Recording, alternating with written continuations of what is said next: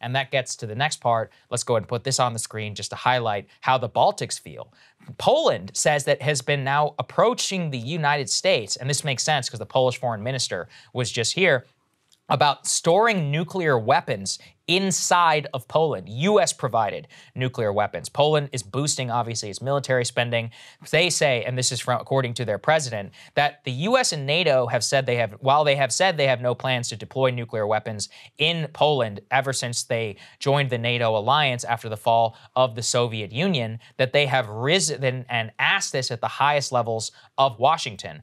President Duda of Poland says, quote, "The problem is we don't have nuclear weapons," in a Polish newspaper that was published on Wednesday. Quote, "There is always a potential opportunity to participate in nuclear sharing." This would effectively be a return to the, Cuban Missile Crisis days, like whenever the Soviets were trying to store ICBMs in Cuba, 90 miles off the coast of the United States, and also highlights one of the original protests by Vladimir Putin. I'm not saying he made this in good faith, but I'm just saying, look, the guy invaded Ukraine. We should at least listen to what he said. What he pointed out, and you and I covered this story at the time, was that ballistic missile defense system that we do have in Poland, and he was saying that this is a provocative action, and it was almost like it reminds a bit of like the Jupiter missiles in Turkey and like what exactly they wanted away from them and why they justified the Cuban deployment in the first place. Anyway, we were saying these are purely defensive, right. and they said these could easily be converted into being offensive and strike within our borders very quickly. Yeah, so that was part of the rub. That's why it matters. Anyway, the point is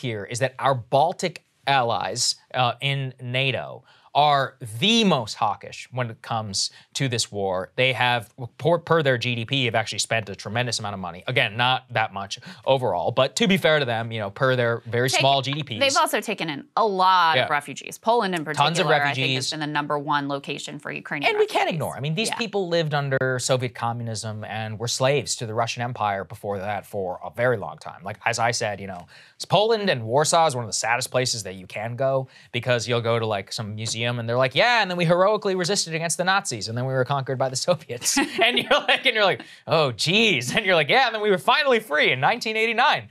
And, you go to the tomb of the unknown soldier there in Warsaw, and you're like, he was killed by Russia, he was killed by Russia, he was killed by Russia. This is a freedom fighter, he was killed by Russia. So anyway, the hate runs deep, and I get it. I mean, I genuinely do. If I was Polish, I'd probably feel the same way. However, of course, their collective interest is not necessarily the same as ours. And so they are very much beating the drum and are the forefront of saying, no, if there is any tactical nuclear explosion in Ukraine, all-out war on behalf of NATO. Polish foreign minister is the first person to come out and say, absolutely, we will have a pure conventional military response. We will attack Russia if they go ahead and launch a tactical nuclear strike. Second, also, a lot of noteworthy comments from the president of Estonia, Baltic nation, also in Estonia, dealing and talking in English in an interview specifically about how the West should respond should Putin use tactical nuclear weapons in Ukraine. Let's take a listen to what she said. They were claiming that there are little green men. Now they're openly attacking another country, and this is a totally new perspective. They are threatening with nuclear weapons.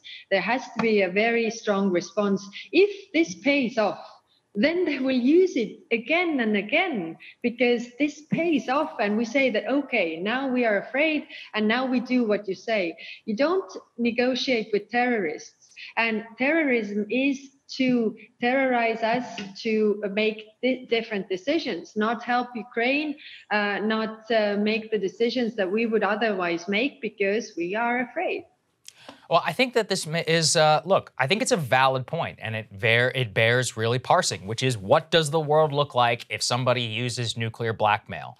Well, we have had a test case. I talked about this previously. During the Cuban Missile Crisis, we actually did have a secret nuclear quid pro quo. We're like, look, you take those missiles out of Cuba, a couple months later, these Jupiter missiles in Turkey, they'll just so happen to go away. Now, to be fair, those missiles actually were obsolete, so the Soviets did kind of get duped. Yeah. But in their minds, they did feel as if they got some quid pro quo. I also think that it really matters, and this is why I believe very strongly in red lines, in Senate-ratified treaties, and in alliances, which is that, look, if this were to be used against a NATO country, obviously the answer is no. And also, if you do go to war with a NATO country, there's not a question. It's in the gray areas where we actually have no obligation of defense. There's been a recent resuscitation, by the way. This bears discussing. So there was this thing called the Budapest Memorandum in the 1990s after the fall of the Soviet Union, where the United States, Russia, and there was one other country, I can't remember exactly what it was, effectively guaranteed Ukrainian security and said that they wouldn't attack Ukraine unless there was some imminent threat. Now, obviously, Russia has already violated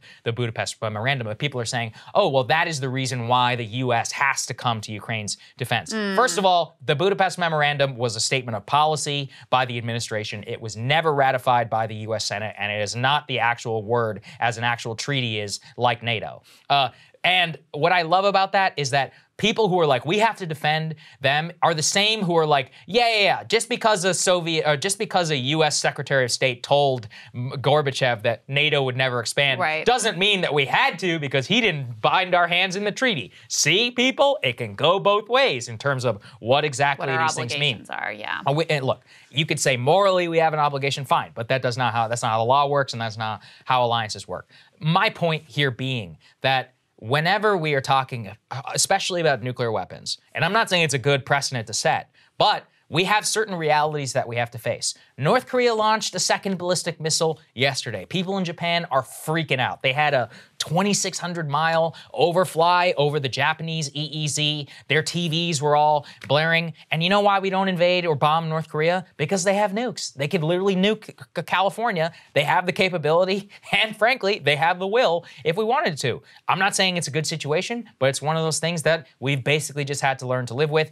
The moment that they developed an ICBM that was capable of hitting the United States, the strategic situation changes. We have to deal with the reality of the ground while balancing the downside risk. And I think that that is exactly highlights why this type of rhetoric can both have a point, but does not consider the reality, which is that in Ukraine, we do not have an obligation to defend Ukraine. We have decided to, out of the goodness of U.S. policy, because Americans, I think, are good people and they don't want to see a sovereign nation get invaded. And there's all the norm reasons, the global order, etc. Sure, I think it's a fine policy for arming, to a certain extent. But when we have to balance it then with, well, in the event that somebody uses nukes, we then have to get into again, against a non-NATO country of which we have no treaty obligation to defend, and then the U.S. must then enter into a war where we will then probably have to use nukes to prevent nuclear proliferation. Yeah. It just becomes madness very quickly. To me, what I hear from the Estonian Prime Minister and what I hear from a lot of people is this sort of sloganeering, like, oh, we don't negotiate with terrorists, or they throw out the word appeasement and want everybody to think of Neville Chamberlain and World War II and all of that. Listen, this has not gone well for Russia. So even if, I think at this moment it's fanciful, the idea that you could have any sort of deal, ceasefire, peace treaty. I agree with you. Whatever. I think we're not in a place where that's likely to happen in the near term, which is, a tragedy in and of itself. But the idea that Russia would end up getting anything out of what they did, there's this argument that like, oh, well, that's just going to embolden them to do this again, or some other country to go and take over territory and just, use the fact that they're a nuclear power, or that they want it and, that Russia got their way last time to go ahead and then take over whatever they want. I think that that's incredibly, it's incredibly facile thinking, because to believe that, you would have to think that this has been a win for Russia, and a win specifically for Putin and his regime. When in reality, I mean, he's been exposed as incredibly weak. Their military has been humiliated over and over again. Yeah. Even just from the practicality of being able to rebuild the military and try this over again, they weren't even able to do the buildup in the first place. So now that they've had this mass casualties and so much of their equipment lost and all of this stuff, even the idea that they would practically be able to do this again in some other place, I think is a little bit simplistic and facile. So to imagine that, Russia coming away with anything, even like acknowledging them in Crimea or like sort of de facto allowing them to have Crimea, that's going to ultimately overall constitute a win for them. I think it's silly. Their economy is crushed. They're international pariah. Their own citizens are fleeing. Putin's power is weak as it has ever been. His regime is legitimately like under threat. To what extent, we don't really know, but there's no doubt that this has created a lot of domestic turmoil and instability for him. So this has not gone well. There is no country with any sort of sane rationality that would look at this situation and be like, that was great for them, and I would love to repeat what they just did. So I think that's really important to keep in mind. The other piece of this that, again, I think is a little bit facile is to pretend like you can just hand wave away nuclear weapons and like we don't negotiate with terrorists. This is the reality of a nuclear-armed world. Now, if you don't like that, and I don't, then the thing to do is to work to not have a nuclear-armed world. But we have to live in the world as it exists today. Yes, of course, our reaction to this whole conflict is going to be shaped by the fact that Russia has a nuclear trump card. Right. That is just the way that it is. So to casually wave that away with a lot of sloganeering, I think if you even dig one layer below that, you see how quickly that sort of logic ultimately falls apart. Yes, they have nuclear weapons. We have to factor that in because personally, I would like the world and humanity to continue.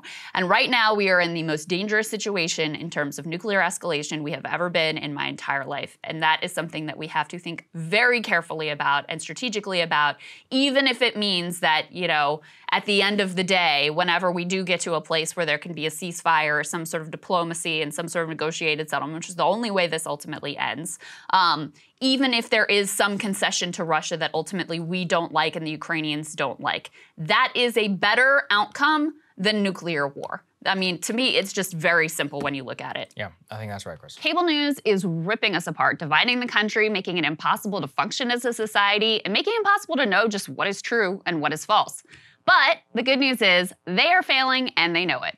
That is why we're building something new, a new mainstream, a healthier one, something more trustworthy, something that we are going to need in one of the most pivotal times in American history. We are building up here for the midterms, for the upcoming presidential election, but we need your help. So if you can help us out by becoming a premium member today at breakingpoints.com, we're trying to change America for the better and the entire world. So what are you waiting for, guys? Go to breakingpoints.com and sign up and help us build a new mainstream.